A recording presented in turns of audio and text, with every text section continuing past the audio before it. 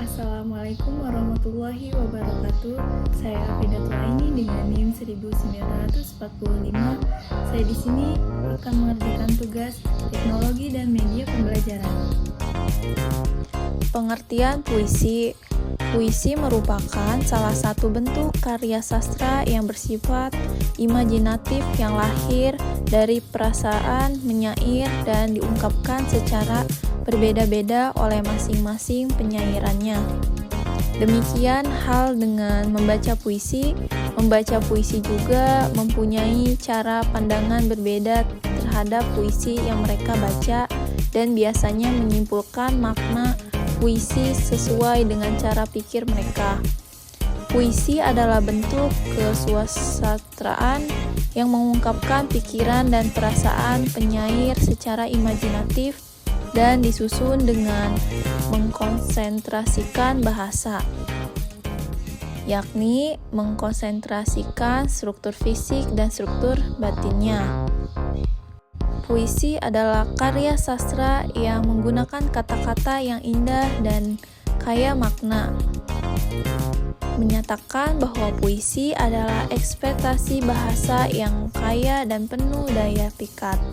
Puisi juga diartikan penciptaan karya karena lewat puisi pada dasarnya seseorang telah menciptakan dunia tersendiri yang berisi pesan atau gambaran suasana tertentu, baik fisik maupun batiniah.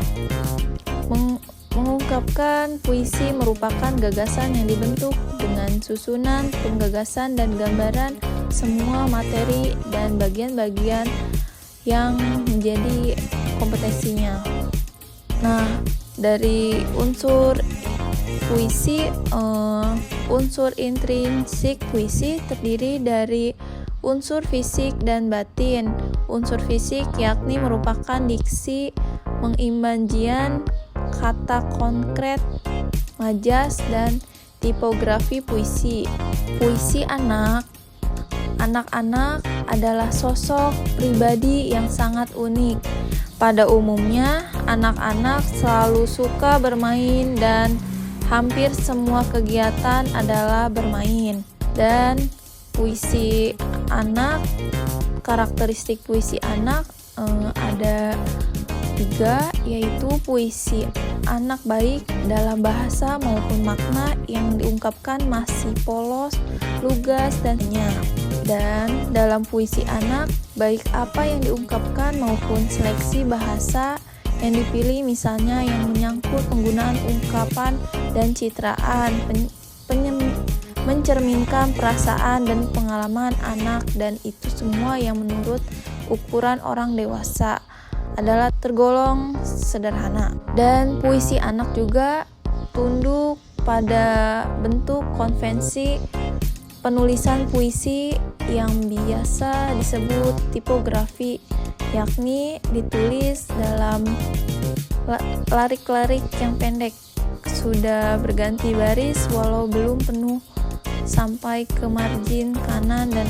larik-larik itu kemudian berbentuk bait-bait pada sebuah puisi.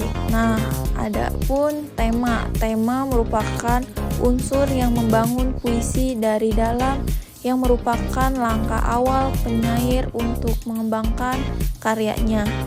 Tema adalah pokok persoalan atau pokok pikiran yang mendasari terbentuk puisi. Macam-macam tema yang sering diangkat pada puisi anak, yakni 1. Tema orang tua dan guru, 2. Tema tentang binatang kesukaan, 3. Tema lingkungan alam, amanat atau pesan. Amanat atau pesan adalah sesuatu yang hendak disampaikan penyair kepada pembaca lewat puisinya.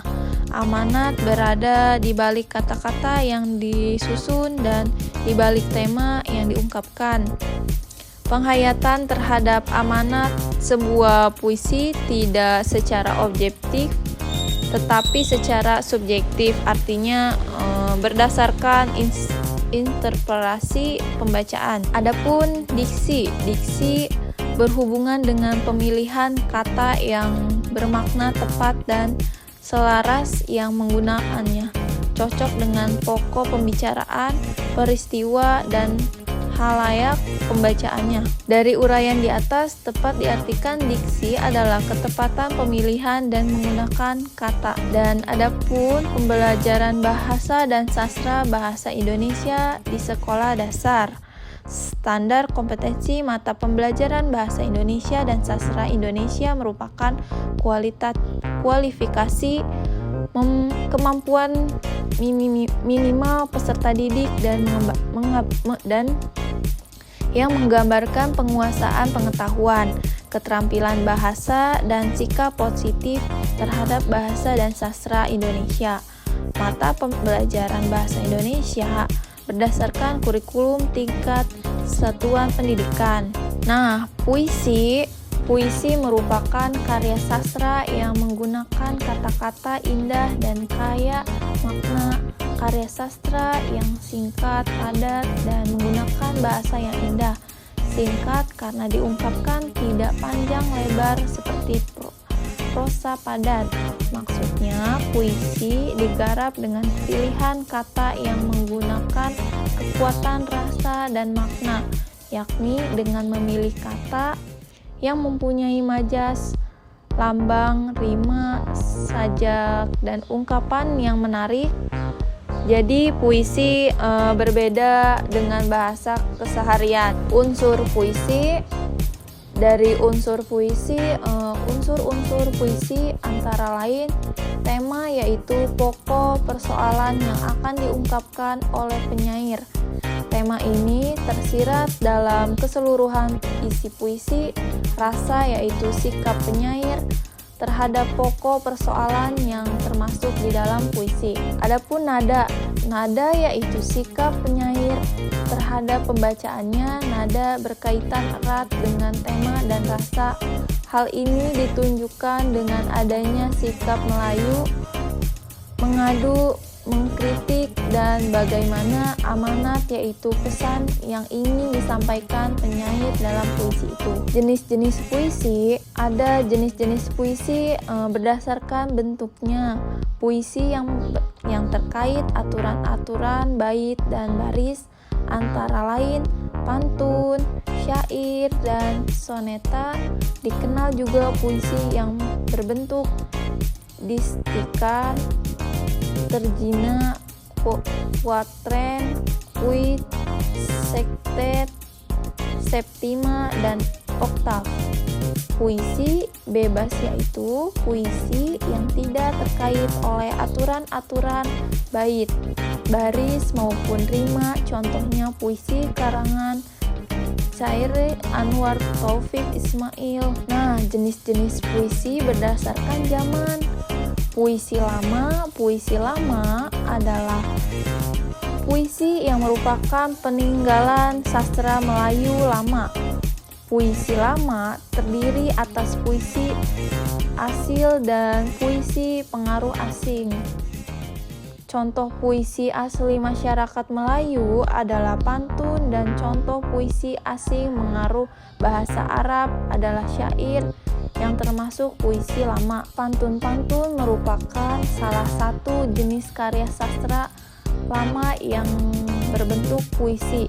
Sebagaimana bentuk puisi lainnya, pantun mementingkan keindahan bahasa, memadatkan makna kata, sastra, serta bentuk penulisan yang berbait-bait. Berikut adalah contoh puisi yang dibaca oleh anak-anak di dalam kelas. Baik, cukup sekian dari video yang saya tampilkan. Wabillahi taufiq wal hidayah. Wassalamualaikum